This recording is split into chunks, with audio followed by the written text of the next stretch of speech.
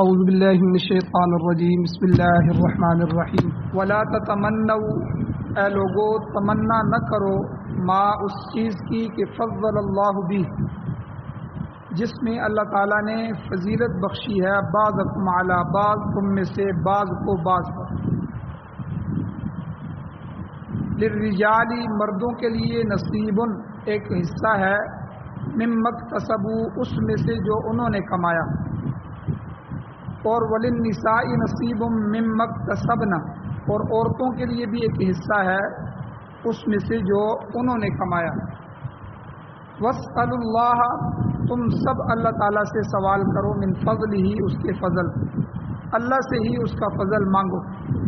ان اللہ کان بکل شیء علیما، بے شک اللہ تعالیٰ ہر چیز کو جاننے والا ہے۔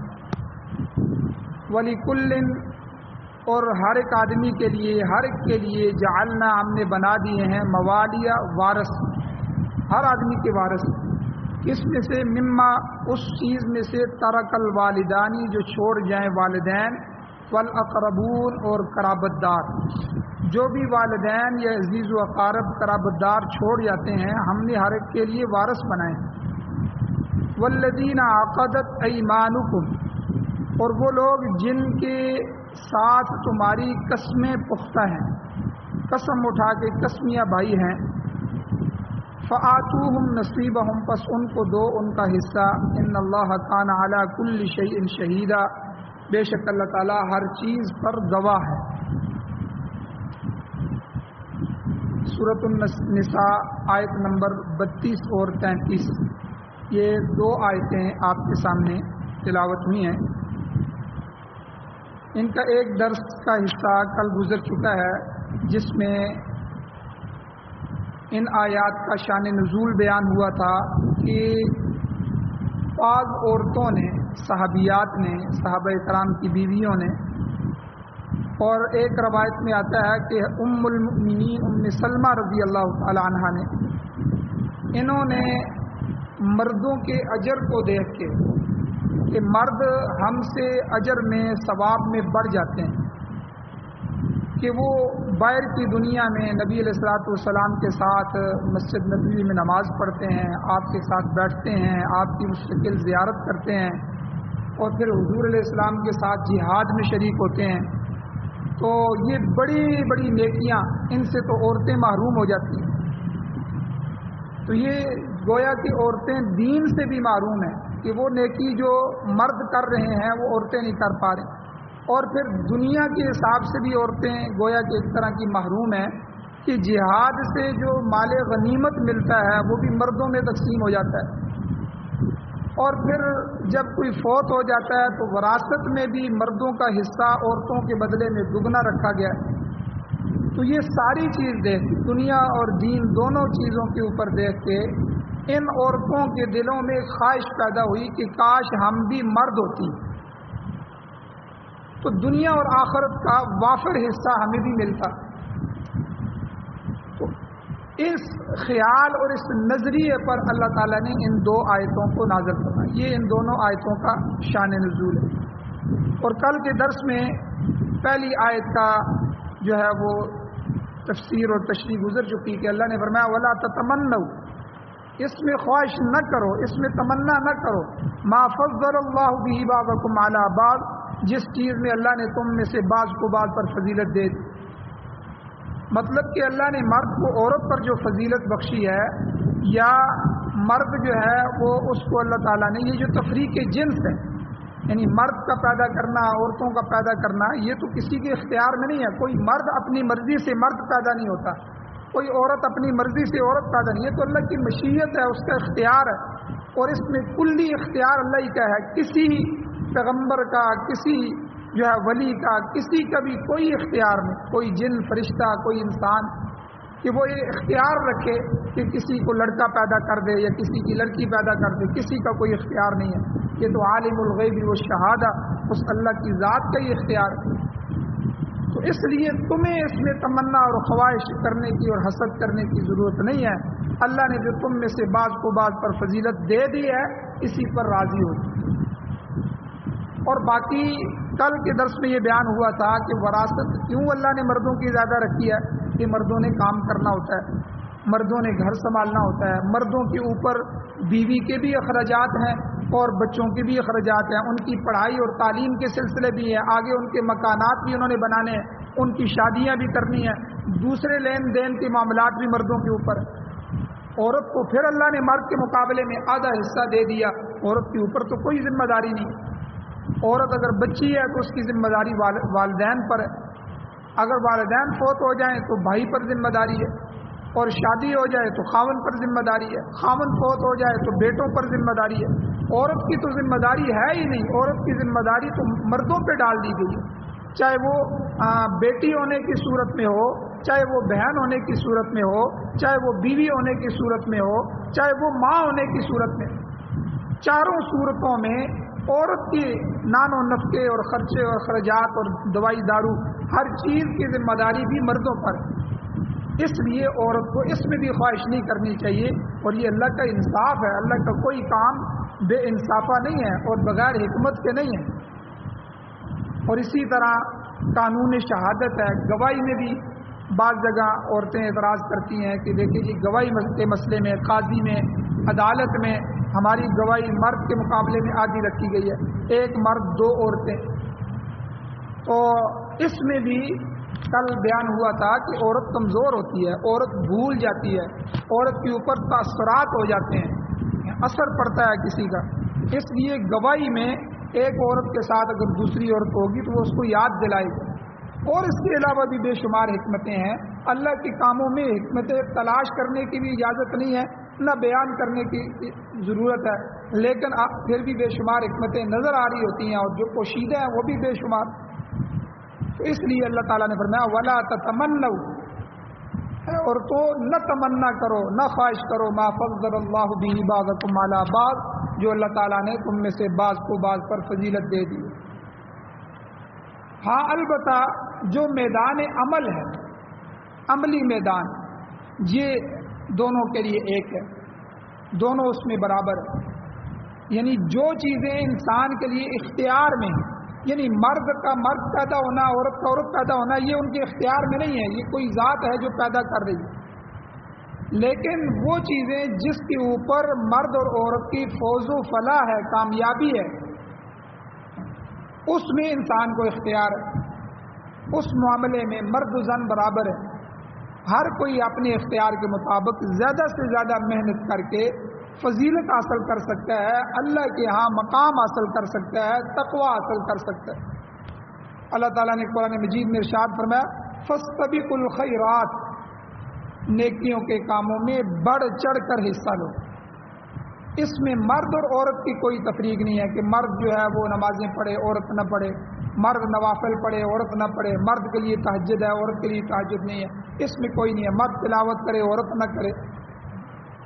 بلکہ یہ جو میدان ہے، میدان عمل، اس میں اختیار بھی ہے ہر ایک کو اور اجازت بھی ہے ہر ایک۔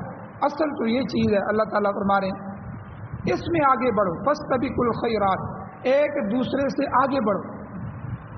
آج کل اس کی ایک مثال یہ ہے کہ ہمارے جو بھائیوں پر آزمائش آئی ہوئی ہے، سیلاب کا سلسلہ آیا ہوا ہے اور پاکستان کا 70-75% حصہ ڈوب گیا ہے۔ تو اس میں ہر جماعت، ہر تحریک، ہر فاؤنڈیشن اور ہر مدرسہ، ہر مسلمان جو ہے وہ الگ سے اپنی محنت کر رہا ہے کہ ہم اپنے بھائیوں کی مدد کریں۔ اس میں آگے دوڑ لگاؤ، یہ نیکی کا کام ہے، اس میں دوڑ لگاؤ کہ میں اس سے بھی زیادہ کروں گا، وہ کہے کہ میں اس سے بھی زیادہ کروں۔ تو اس میں ان کاموں میں اسی طرح اگر کسی کی ایک اولاد حافظ ہے، میں اپنی دونوں اولادوں کو حافظ بناؤں گا، میں ان کو عالم بھی بناؤں گا، میں ان کو مفتی بھی بناؤں گا۔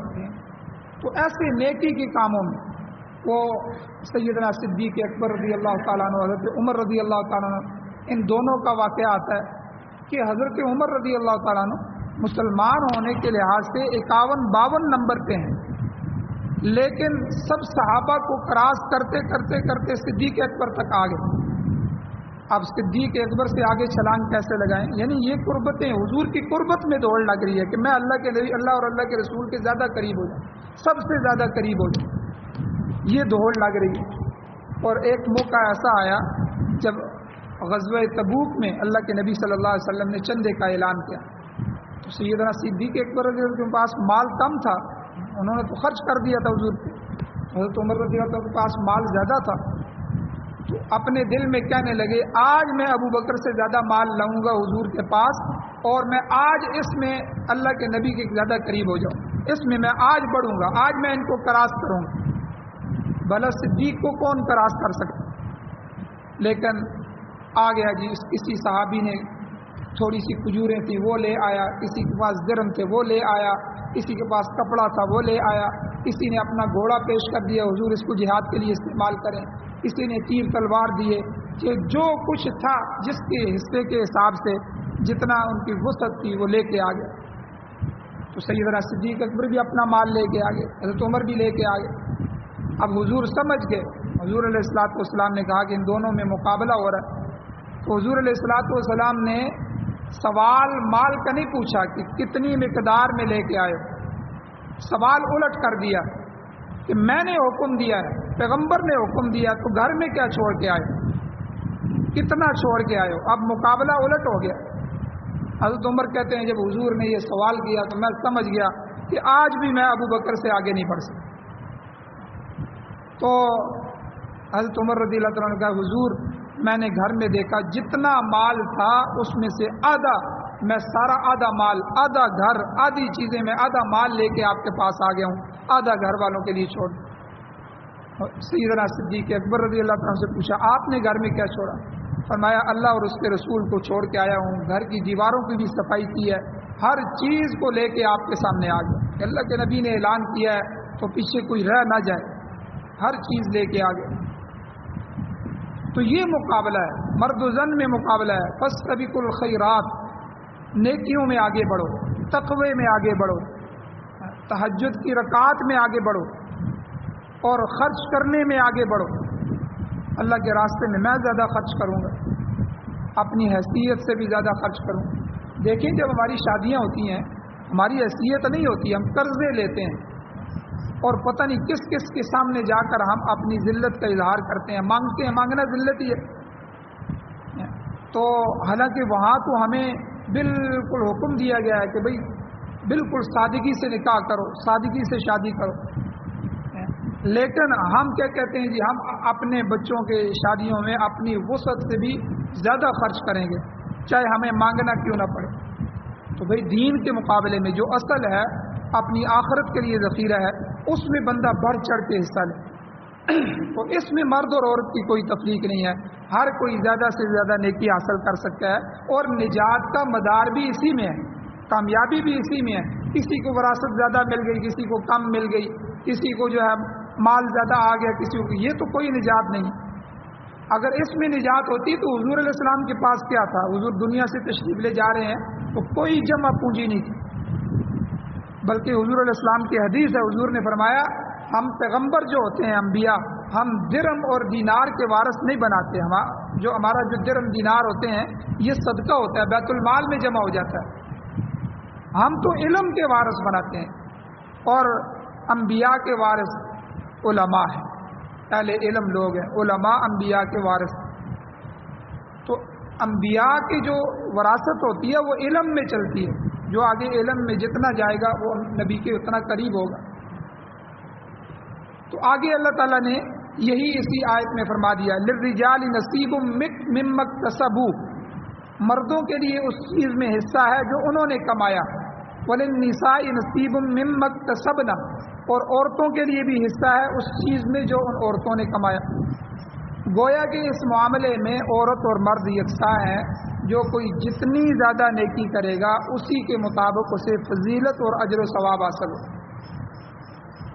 اب صحابیات کا کردار پڑھیں، صحابیات کی زندگی کو پڑھیں، اور ان کی رات کی تہجد کو پڑھیں، ان کی تلاوت کے جو ہے وہ معمولات پڑھیں تو بندہ حیران ہو جاتا ہے. تو دوسری جگہ اللہ تعالیٰ نے اسی مضمون کو فرمایا وَلِكُلٍّ دَرَجَاتٍ مِّمَّا عَمِلُوا، یعنی ہر مرد و زن کو اپنے اعمال کی نسبت سے درجات ملیں گے، درجہ حاصل ہوگا. وَلِكُلٍّ، ہر ایک کے لیے. یہ کل کا لفظ مرد اور عورت دونوں کے لیے، مرد اور عورتیں دونوں کے لیے، ہر ایک کے لیے درجات ہوں گے قیامت والے دن جنت میں مما عملو، اس نسبت سے جو انہوں نے عمل کیا، یعنی گویا کہ قانون اللہ نے ذکر فرما دیا. لہذا اعمال کا میدان مرد اور عورت دونوں کے لیے برابر ہے اور ہر ایک کے لیے کھلا ہوا ہے. جو اس میدان میں جتنا زیادہ عمل کرے گا اتنا ہی خدا تعالیٰ کے ہاں برگزیدہ ہوگا، اللہ کی قربتیں حاصل ہوں. البتہ ایک چیز اور ہے، دائرہ کار. یہ تو میدان عمل ہو گیا، میدان عمل میں دونوں برابر. بھئی عمل کا میدان کھلا ہے، خوب عمل کرو، خوب درجات حاصل کرو. لیکن دائرہ کار جسے کہتے ہیں کام کا دائرہ، اللہ تعالیٰ نے یہ علیحدہ علیحدہ مقرر فرمایا. مرد کا علیحدہ ہے، عورت کا دائرہ کار علیحدہ ہے، اور اسی کے مطابق ہی اللہ کے ہاں بعض کورس بھی ہوگی. پوچھا جائے گا تم نے اپنے دائرہ کار میں کیا کام کیا، تم نے اپنے دائرہ کار میں کیا کام کیا. تم کہیں ایک دوسرے کے دائرہ کار میں تو داخل نہیں ہوگے. اللہ تعالیٰ نے یاد رکھیں مرد اور عورت میں سے مرد کو فطرتاً تخلیقاً قدرتاً جو ہے قوی الجسم بنایا ہے. مرد کا جسم قوی ہوتا ہے، وجہ یہ ہے کہ اس نے مشقت کے کام سر انجام دینے، اور مرد کے اندر ایک ودیعت شدہ طبیعت ہوتی ہے. اس کی جو طبیعت ہے یہ اللہ کی ودیعت ہے، اللہ نے دی ہوئی ہے. اللہ کی طرف سے عطا کردہ ودیعت شدہ جو طبیعت ہوتی ہے اس کے مطابق مرد کام کرتا ہے. مثلا مرد کی ذمہ داری میں دن بھر کی محنت ہے. آپ دیکھیں فیکٹریاں ہیں، یہ کام کاج ہے، اس میں جو ہے ایوننگ بھی ہے، مارننگ بھی ہے، نائٹ بھی ہے. ٹھیک ہے، یہ عورت تو نہیں کر سکتی، نہ عورت کے لیے مناسب ہے. اور پھر دن بھر کی مزدوری کرنا. آپ دیکھیں جو لوگ دکاندار ہیں وہ صبح سے دکان کھولتے ہیں رات کو 11 بجے تک. یہ کام تو کبھی الجسم آدمی کر سکتا ہے، ورنہ آہستہ آہستہ آہستہ وہ جسم جو فطرتاً کمزور پہلے سے ہوگا وہ تو ٹوٹ جائے گا، ختم ہو جائے گا. تو دن بھر کی جو محنت ہے یہ بھی مرد کے ذمہ ہے. مزدوری کتنی مشکل کام ہے، عام مزدوریاں، یہ بھی مرد کے ذمہ ہے. کھیتی باڑی کرنا، کھیتی باڑی کی مشقت جو ہے یہ بھی مرد کے ذمہ ہے. اور جنگ و جدال اور جہاد جو ہے یہ بھی ایک قوی الجسم آدمی کر سکتا ہے جو دشمن کے مقابلے میں ٹھہر سکے.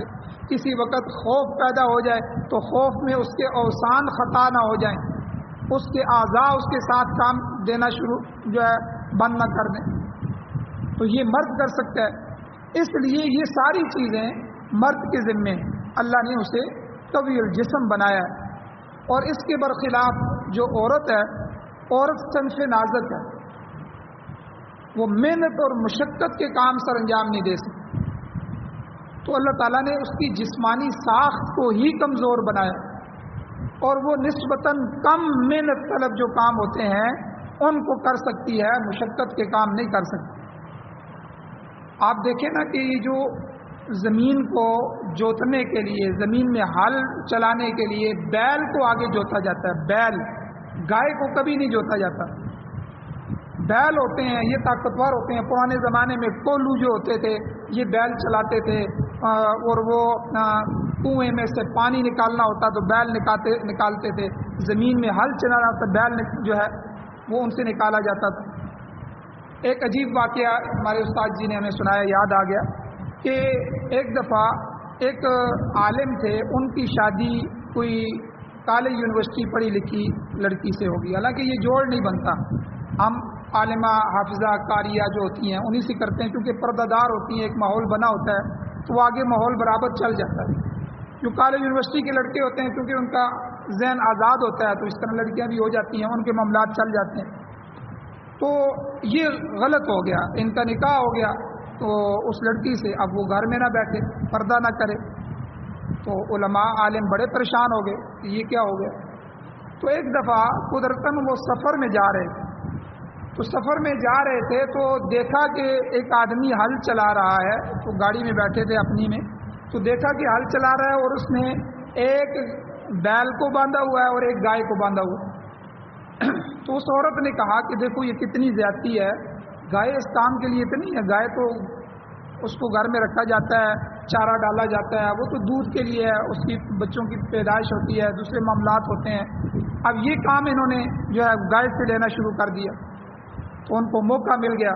انہوں نے کہا کہ اصل میں یہ گائے روشن خیال تھی. اس نے کہا کہ میں تو مردوں کے شانہ بشانہ چلنا چاہتی ہوں, اس لیے پھر اس کے مالک نے کہا کہ چلو پھر آ جاؤ میدان میں. تو اس کو پھر لے آیا. تو وہ عورت سمجھ گئی کہ واقعی اللہ تعالیٰ نے ہمارا دائرہ کار الگ بنایا. یاد رکھیں یہ شرعی دائرہ ہے. جو آدمی اس شرعی دائرے کو کراس کرے گا یہاں تو شاید اس کو کوئی نہ پوچھے.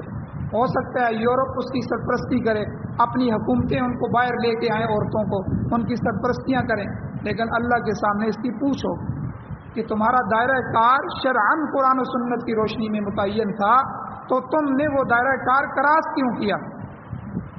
تو آپ بالکل یہ دیکھیں, جس طرح جو ہے گائے ہے اس کو گھر میں رکھا جاتا ہے, عزت کے ساتھ چارہ ڈالا جاتا ہے, مرد اپنا جسم بھی بیچ دے, اس کے بچوں کے کھانے کے لیے کچھ نہ ہو لیکن اس کو ڈالتا ہے, اس کی خدمت کرتا ہے. بیمار ہو جائے تو جو ہے وہ 10-20 ہزار ڈاکٹر لے جاتے ہیں اس کی بیماری پر, تو وہ سارے اس کے ذمے ہوتا ہے. اب اس کا کام کیا ہے؟ اس کا کام یہ ہے کہ وہ اس کو بچے دے, مالک کو بچے پیدا کرے, دودھ دے, تو یہ چیزیں اس کو فائدہ پہنچائے. تو اسی طرح عورت کا جو کام ہے وہ بھی اللہ نے اس کے ذمے معاشرے کی تشکیل رکھی ہے, نسل کی افزائش رکھی ہے. ایک پوری نسل ماں کی گود سے نکل کے آگے جاتی ہے. ماں کو ایک پہلا سکول اور پہلا گویا کہ اس کو تعلیم کا سیٹ اپ بنا دیا. ماں اپنے بچے کو جو ہے پیٹ میں اٹھا رہی ہے, پھر اللہ نے اس کے فضائل بیان فرمائے اور پھر اس کی تکلیف پر اجر رکھا, بے شمار فضائل. تو اس لیے اللہ تعالیٰ نے مرد اور عورت کی دونوں کی جو ہے ساخت ایسی بنائی ہے کہ ان کا دائرہ کار اللہ نے مختلف بنا دی. تو اس لیے عورت کے ذمہ کام آ گیا بچوں کی پیدائش کا, بچوں سے محبت کا, ان کی دیکھ بھال کا, بچوں کی پرورش کا. پھر جذبہ خدمت جو ہوتا ہے وہ عورت کی فطرت میں جذبہ خدمت داخل کر دیا گیا. لہذا یہ امور وہ ہیں جو عورت انجام دے کر اپنی فطرت کے تقاضے پوری کرتی ہے اور اس میں کوئی دقت اور تکلیف بھی محسوس نہیں کرتی. اس طرح گویا اللہ تعالیٰ نے مرد اور عورت کے لیے علیحدہ علیحدہ دائرہ کار متعین کر دیے جس کے اندر رہ کر وہ اپنی زندگی گزارتے ہیں. اس لحاظ سے اللہ تعالیٰ نے مرد کو عورت پر فضیلت بخشی ہے. اب موجودہ دور کا تیسری بات, موجودہ دور کا سب سے بڑا فتنہ اللہ تعالیٰ کی تقسیم کار سے بغاوت. اس کے برخلاف عورتوں اور مردوں کو برابری کی سطح پر لانے کی کوشش کی جائے. بھئی مردوں کی اگر کرکٹ کی ٹیم ہے, کیا عورتیں نہیں کھیل سکتی؟ عورتوں کی بھی ٹیم بنا دی. پوری دنیا میں عورتوں کو کبھی ادھر بھاگ رہی ہیں, کبھی ادھر بھاگ رہی ہیں, کبھی ہنس رہی ہیں, کبھی یعنی کیا کیا ہو رہا ہے. وہ جو چیزیں عورت کے لیے معیوب تھیں اب اس کو عام میدان میں لے آئے. ہاکی کی ٹیمیں ہیں, فٹ بال کی ٹیمیں, مردوں کی ہے تو عورتوں کی بھی لائی جائیں.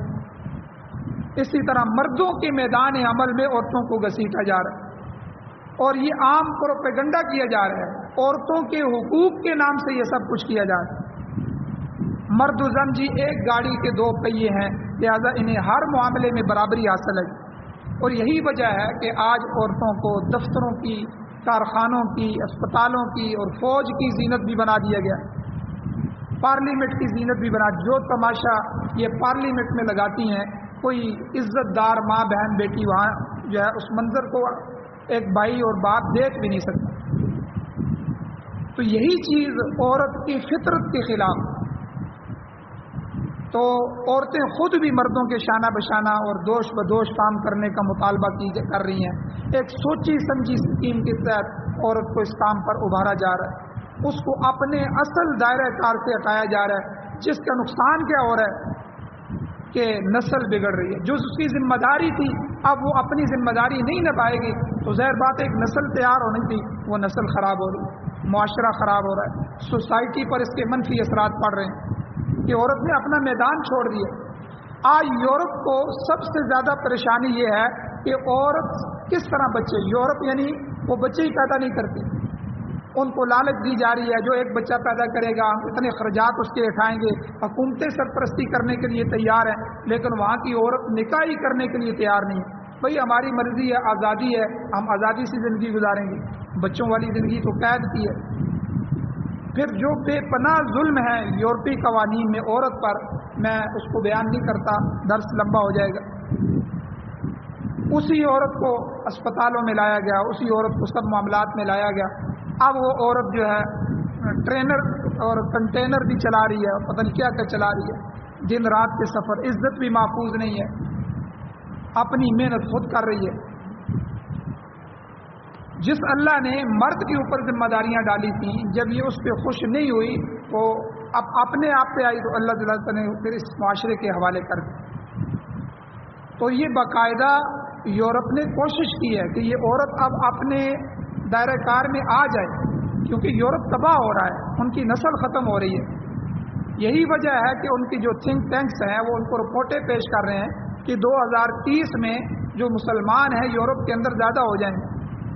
حالانکہ مسلمانوں نے بھی بچے دو ہی اچھے اسی فارمولے پر عمل شروع کر دیا ہے، لیکن بہرحال پھر بھی 2-4 تو ہو ہی جاتے ہیں، تو اس سے نسل بڑھ رہی ہے مسلمانوں کے۔ حضور نے بھی فرمایا کہ بھائی اس عورت سے شادی کرو خاندانی طور پر جو زیادہ بچے جننے والی ہو، جس کے اندر صلاحیتیں ہوں۔ مجھے ایک واقعہ یاد آ گیا، یہ ایوان ریڈلی جو تھی، مریم بعد میں بنی، یہ برطانیہ کی تھی اور طالبان کی قید میں آ گئی۔ تو یہ جب انٹرویو لے رہی تھی، امریکہ آ رہا تھا اس جنگ سے پہلے، اس نے انٹرویو لیا، اس نے انٹرویو سے ایک افغان عورت سے پوچھا کہ بھائی اتنے بڑے بحری بیڑے آ رہے ہیں، جہاز آ رہے ہیں، وہ ایک ڈیزی کٹر بم ہیں جو پہاڑوں پر چلائے جائیں تو نیچے پہاڑوں کی تہہ تک چلے جاتے ہیں، وہاں جا کے پھٹتے ہیں، اور یہ ہے اور وہ ہے، گویا کہ ڈرایا۔ تو اس عورت نے، افغان عورت نے عجیب جواب دیا، اس نے کہا کہ تم تو 2 سے زیادہ بچے پیدا ہی نہیں کرتی، 2 بھی نہیں کرتی، تو تمہاری اولاد میں سے جو 1 یا 2 میدان میں آ رہے ہیں، میرے الحمدللہ 11 بچے ہیں۔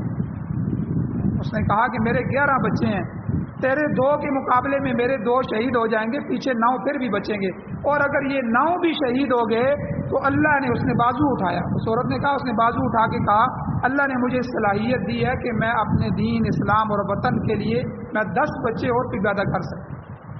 آپ اندازہ لگائیں یہ عورتیں، اور حضور نے کہا کہ کثرت سے اولاد پیدا کرو تاکہ کل میں، میری امت ساری امتوں سے زیادہ ہو جائے، میری امت کی صفیں سب سے زیادہ ہو، میں اپنی امت کی کثرت پر فخر کروں۔ تو یہ یورپ کے پلان ہیں، بچے پیدا نہ کرو، بچے کم پیدا کرو، اور یہ کرو اور وہ کرو۔ اور ہماری جو ہے ہم جو اپنے ماں باپ کی 6-6 7-7 اولادیں ہیں، وہ کہاں سے امیر تھے، ان کے پاس تو کھانے کے لیے نہیں تھا، اللہ نے ہمیں بھی اچھے طریقے سے پالا، یہ تو اللہ کے ذمے ہے ان کو پالنا۔ اور آج ایک امیر آدمی ہے تو تب بھی وہ کہتا ہے کہ بھائی 2 سے زیادہ کی پلاننگ نہیں ہے، بس 1 یا 2 کریں۔ تو بہرحال عورتوں نے اپنا دائرہ کار چھوڑ دیا، مرد اپنے دائرہ کار سے ہٹ کے، ہر ایک نے اپنی اپنی ذمہ داری کو چھوڑا، تو معاشرہ ختم ہو گیا، سوسائٹی کے اندر جو ہے۔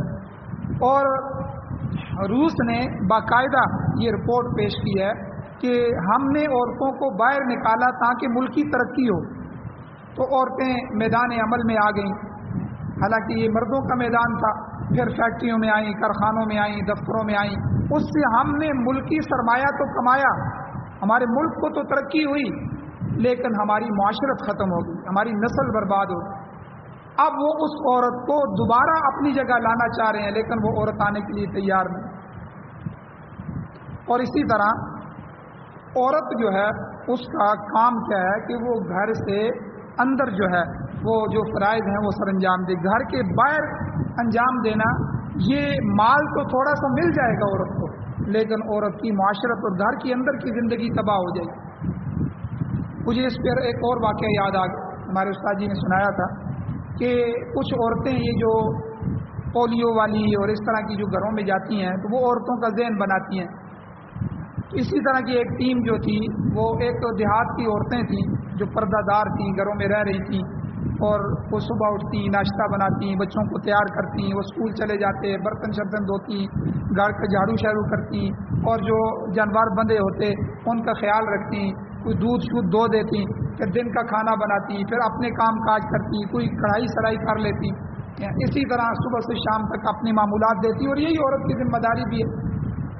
اب یہ گئیں اور انہوں نے جا کر جو ہے وہ جائزہ لیا، تو اس طرح کی جائزے یہ لیتے ہیں، تو جو گدی تھی یا وہ باہر بندھی ہوئی تھی، اور جو گائے وغیرہ تھی وہ گھر کے اندر بندھی ہوئی تھی، تو انہوں نے جا کے عورت کو کہا کہ عورتوں کا ذہن بنایا کہ بھئی دیکھو ہم نے تعلیم حاصل کی ہے اور تعلیم کے بعد ہماری نوکری لگ گئی ہے، اب میری 40,000 تنخواہ ہے، اس کی 50,000 تنخواہ ہے، اس کی اتنی تنخواہ ہے، ہم کما بھی رہی ہیں، یہ ہے وہ ہے۔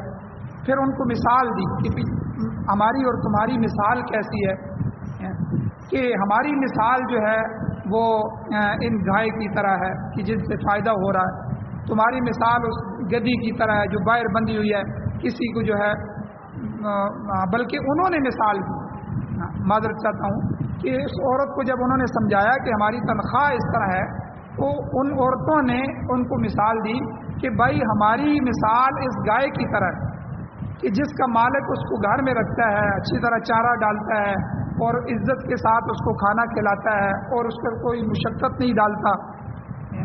تمہاری مثال جو ہے وہ گدی کی طرح ہے، گاؤں میں سے جس کو ضرورت ہوتی ہے بھائی ذرا اپنی گدی دو نا، میں فلانا بوجھ اٹھا کے لے آؤں۔ تم باہر کی عورتیں ہو، تم کو جو ہے جدھر تمہارا منہ ہوتا ہے، جدھر بیچتے ہیں وہ ادھر منہ اٹھا کے چلی جاتے ہو، کبھی کس کے گھر میں جا رہی ہو، کبھی کس کے گھر میں جا رہی ہو۔ تمہاری اس گدی کی مثال ہے اور ہماری گائے کی مثال، تو یعنی اللہ نے اس کے ذہن میں ڈال دیا۔ تو بہرحال یہ شرعی مسئلہ ہے، اللہ نے میدان عمل میں دونوں کو برابر کر دیا کہ دونوں کے لیے نماز ہے، روزہ ہے، حج ہے، زکوٰۃ ہے، تہجد ہے، صدقہ خیرات ہے، تلاوت ہے، اس میں میرا قرب حاصل کرو، اس میں کوئی روک ٹوک نہیں ہے۔ لیکن دائرہ کار میں دونوں کے لیے اللہ نے علیحدہ علیحدہ دائرہ کار رکھ دیا ہے اور دونوں شرعی مسائل کے حساب سے اپنے اپنے دائرہ کار میں چلنے چاہیے، ورنہ مواخذہ بھی اسی پر ہوگا کل قیامت کے دن کہ تم نے یہ دائرہ کار کراس کیوں کیا۔ اللہ تعالیٰ سے دعا ہے اللہ ہمیں عمل کی توفیق عطا فرمائے۔ آمین۔ الحمدللہ رب العالمین، والعاقبۃ للمتقین، والصلاۃ والسلام علی رسولہ النبی الامی الکریم۔ یا اللہ ہماری کمیوں کوتاہیوں کو معاف فرمائیے، درگزر فرمائیے، صغیرہ کبیرہ گناہوں کو معاف فرمائیے۔ یا اللہ سعادت والی زندگی، شہادت والی موت نصیب فرمائیے۔ قرآن و سنت کی یا اللہ سننے، سمجھنے، عمل کرنے، اشاعت کرنے کی توفیق عطا فرمائیے۔ قرآن و سنت کی حکومت نصیب فرمائیے۔ یا اللہ جو بیمار ہیں ان کو شفا عطا فرمائیے، پریشان حالوں کی پریشانیوں کو دور فرمائیے، مقروضوں کے قرض پورا کرنے کے اسباب پیدا فرمائیے۔ یا اللہ جو حضرات ایمان کی حالت سے اس دنیا سے جا چکے ہیں یا اللہ ان سب کی بخشش فرمائے۔ صلی اللہ تعالی علی خیر خلقہ محمد و آلہ اصحابہ اجمعین برحمتک یا